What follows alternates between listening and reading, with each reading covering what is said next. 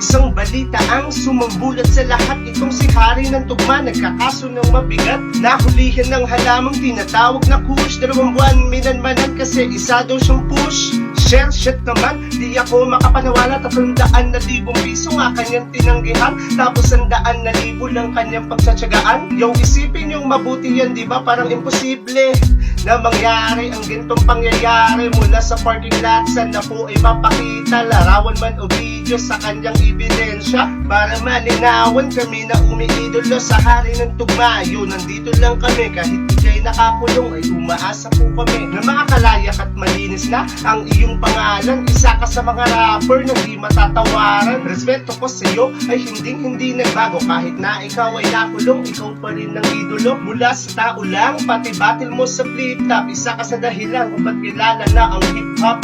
Yeah, support tayo, Afrilo ni hashtag lang tayo. Sana nagustuhan mo itong rap na to. Yun lang.